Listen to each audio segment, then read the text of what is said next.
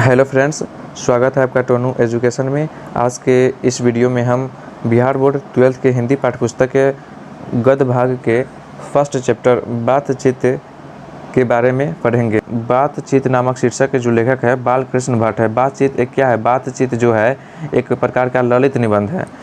बातचीत एक प्रकार का ललित निबंध है। शीर्षक का विधा है ललित निबंध और इसके रचयिता है बालकृष्ण भट्ट। अर्थात बातचीत जो शीर्षक ललित निबंध है इसके लेखक बालकृष्ण भट्ट है। तो आइए जानते हैं बालकृष्ण भट्ट के बारे में। तो बातचीत शीर्षक के लेखक है बालकृष्ण भट्ट। बालकृष्ण भट्ट इसके लेखक हो गए। तो लेखक परिचय के बारे में आइए जानते हैं। तो इनका जन्म 23 जून 1844 को हुआ था। कब हुआ था? 23 जून 1844 को। बालकृष्ण भट्ट का जन्म 23 जून 1844 को हुआ था। वह निधन अर्थात मृत्यु जो है 20 जुलाई 1914 को हुई थी। बालकृष्ण भट्ट की मृत्यु 20 जुलाई 1914 की हुई थी और इनका जन्म जो है 23 जून 1844 को हुआ था। बट कहाँ हुआ था? तो बालकृष्ण भट्ट का जन्म 23 जून 1844 को इलाहाबाद में हुआ था। इलाहाबाद कहाँ है? तो इलाहाबाद उत्तर प्रदेश में है और इलाहाबाद का वर्तमान समय में इसका नाम जो है प्रयागराज कर दिया गया है। तो वर्तमान में प्रयागराज नाम है, लेकिन जिस समय इनका जन्म हुआ था उस समय इलाहाबाद ही था। तो इनका जन्म इलाहाबाद में हुआ था जो कि उत्तर प्रदेश नामक राज्य में पड़ता है। इनके माता का नाम पार्वती देवी व पिता का नाम बेनी प्रसाद था। क्या था इनके माता का नाम? तो इनके माता का नाम पार्वती देवी व पिता का नाम बेनी प्रसाद भट्ट था। इनके पिता जो थे, इनके पिता बालकृष्ण भट्ट के जो पिता थे, बालकृष्ण भट्ट के पिता, उनके पिता का नाम था बेनी प्रसाद भट्ट। बेनी प्रसाद भट्ट और उनके पिता व्यवसाय से क्या थे? उनका पेशा क्या था? व्यवसाय से एक व्यापारी थे, बिजनेसमैन, व्यापारी थे। तो लेखक की माँ जो थी पार्वती देवी, लेखक की माँ पार्वती देवी ने उनके मन में अध्ययन की रुचि एवं लालसा जगाई। तो किसके मन में? तो लेखक के मन में। उनके मन में, किसके मन में? तो लेखक के मन में, बालकृष्ण भट्ट के। और लेखक ने प्रारंभ में संस्कृत का अध्ययन किया, संस्कृत का। तो लेखक ने प्रारंभ में किस विषय का अध्ययन किया? तो संस्कृत में। जब इन्होंने प्रारंभिक शिक्षा प्रारंभ की तो इन्होंने अपनी प्रारंभिक शिक्षा संस्कृत से ही शुरू की। तो लेखक ने प्रारंभ में संस्कृत का अध्ययन किया। आइए आगे जानते हैं। तो बालकृष्ण भट्ट ने प्रयाग के मिशन स्कूल से 1867 में एंट्रेंस की परीक्षा दी। इन्होंने सबसे पहले जो है प्रयाग के मिशन स्कूल से इन्होंने एंट्रेंस की परीक्षा दी थी। कब? तो 1867 में। यहाँ पर डेट उतना इम्पोर्टेंट नहीं है, लेकिन यहाँ पे पूछा जा सकता है जैसे बालकृष्ण भट्ट ने किस स्कूल से एंट्रेंस की परीक्षा दी, तो हो जाएगा प्रयाग के मिशन स्कूल से। प्रयाग के मिशन स्कूल CAV व कायस्थ पाठशाला इंटर कॉलेज में अध्यापन कार्य। तो क्वेश्चन आ सकता है जैसे कि बालकृष्ण भट्ट ने किस किस स्कूल में अध्यापन कार्य किया। तो बालकृष्ण भट्ट ने प्रयाग के मिशन स्कूल, CAV स्कूल व कायस्थ इंटर पाठशाला कॉलेज में अध्यापन कार्य किया। अध्यापन कार्य यहाँ पे 3 कॉलेज दिया हुआ है, प्रयाग के मिशन स्कूल, CAV स्कूल व कायस्थ पाठशाला इंटर कॉलेज में। तो अध्यापन कार्य इन कॉलेज व स्कूलों में किए थे। आगे का पॉइंट है, उग्र स्वभाव के कारण अध्यापन की नौकरी छोड़नी पड़ी। यहाँ पर इन्होंने अध्यापन का कार्य किया किसमें? CAV स्कूल व कायस्थ पाठशाला इंटर कॉलेज में अध्यापन कार्य किए थे, लेकिन उग्र स्वभाव के कारण अध्यापन की नौकरी छोड़नी पड़ी। आगे है, पिता के निधन के उपरांत गृह कलह का सामना करना पड़ा। पिता के निधन के उपरांत गृह कलह का सामना करना पड़ा। तो यहाँ पे पूछा जा सकता है जैसे कि बालकृष्ण भट्ट को गृह कलह का सामना कब करना पड़ा? तो पिता के निधन के उपरांत इन्हें गृह कलह का सामना करना पड़ा। आगे है, भारतेंदु हरिश्चंद्र की प्रेरणा से प्रेरित। तो भारतेंदु हरिश्चंद्र की प्रेरणा से प्रेरित। तो बालकृष्ण भट्ट किसकी प्रेरणा से प्रेरित है? तो भारतेंदु हरिश्चंद्र के।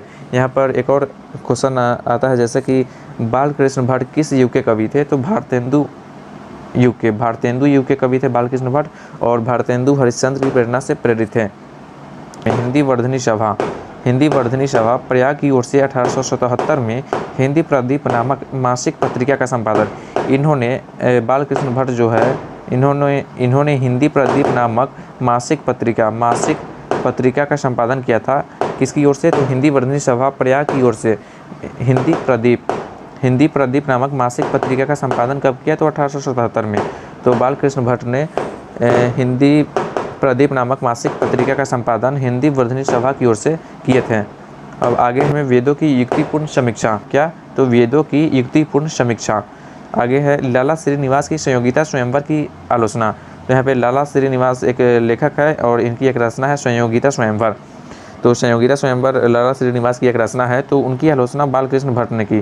तो लाला श्रीनिवास की संयोगिता स्वयंवर की आलोचना बालकृष्ण भट्ट ने की। अब है हिंदी शब्दकोश के संपादन के लिए श्याम सुंदर दास द्वारा काशी आमंत्रित किया गया। हिंदी शब्दकोश के संपादन के लिए श्याम सुंदर दास द्वारा काशी आमंत्रित किया गया। किनको? तो बालकृष्ण भट्ट को। तो बालकृष्ण भट्ट को श्याम सुंदर दास जी द्वारा हिंदी शब्दकोश के संपादन के लिए काशी आमंत्रित किया गया। तो आइए देखते हैं आगे। भट्ट निबंधमाला नाम से 2 खंडों में संग्रह प्रकाशित। तो बालकृष्ण भट्ट की जो भी रचना है वह भट्ट निबंधमाला नाम से 2 खंडों में प्रकाशित है। बालकृष्ण भट्ट की जो रचनाएं है वह भट्ट निबंधमाला नाम से 2 खंडों में प्रकाशित है। 2 खंडों में इनके जो संग्रह है, बालकृष्ण भट्ट की रचना का जो भी संग्रह है वह भट्ट निबंधमाला नाम से 2 खंडों में प्रकाशित है यह संग्रह। और इनके उपन्यास के बारे में जानते हैं। तो उपन्यास जैसे कि कथा रहस्य, नूतन ब्रह्मचारी, 100 अजान 1 सुजान, गुप्त वैरी, रसातल यात्रा, उचित दक्षिणा, हमारी घड़ी, सद्भाव का अभाव, ये जो है उपन्यास का जो नाम है, जैसे कि रहस्य कथा, नूतन ब्रह्मचारी, 100 अजान 1 सुजान, ये सब इनके प्रमुख उपन्यास है जो कि परीक्षा में अक्सर पूछे जाते हैं। तो इनके प्रमुख उपन्यासों में इन सब का नाम याद रखना है। कथा रहस्य, नूतन ब्रह्मचारी, 100 अजान 1 सुजान, गुप्त वैरी, रसातल यात्रा, उचित दक्षिणा, हमारी घड़ी, सद्भाव का अभाव। और इनके प्रमुख नाटक के बारे में जानते हैं।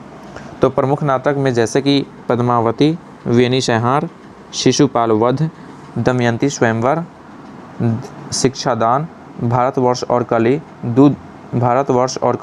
2 दूरदेशी, बाल विवाह, रेल का विकट खेल, एक रोग एक वैद, ये सब जो है इनके प्रमुख नाटक है। अब इनके प्रहसन के बारे में जानते हैं। प्रहसन, तो बालकृष्ण भट्ट द्वारा रचित प्रमुख प्रहसन का मतलब क्या होता है? प्रहसन का मतलब होता है एक व्यंग टाइप का, एक कॉमेडी टाइप का, कॉमेडी जैसे कि कॉमेडी कह सकते हैं, एक व्यंग होता है। तो प्रहसन बालकृष्ण भट्ट द्वारा रचित प्रमुख प्रहसन का नाम जैसे कि जैसा काम वैसा परिणाम, नई रोशनी का विष, आसार विडम्बन, ये जो 3 है इनके प्रमुख प्रहसन है जो कि अक्सर एग्जाम में पूछे जाते हैं। तो प्रमुख प्रहसन क्या हो जाएगा? जैसा काम वैसा परिणाम, नई रोशनी का विष, आसार विडम्बन।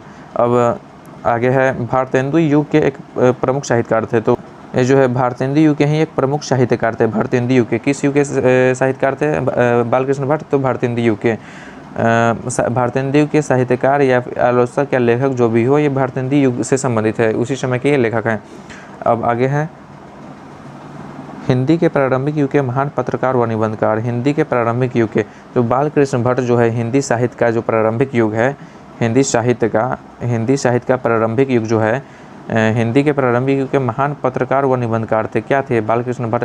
महान पत्रकार, निबंधकार, इसके साथ ही वे आलोचक भी। बालकृष्ण भट्ट जो है हिंदी के आधुनिक आलोचक के प्रवर्तकों में जो है अग्रगण्य थे। अर्थात हिंदी के जो आधुनिक आलोचकों में ये हिंदी के प्रारंभिक आलोचकों में सबसे आगे थे। लगभग इनके समय से ही हिंदी साहित्य के जो विभिन्न प्रकार की विधाएं हैं उनकी आलोचना की शुरुआत हुई, इसलिए हिंदी के आधुनिक आलोचक के प्रवर्तकों में इन्हें अग्रण्य रखा गया है।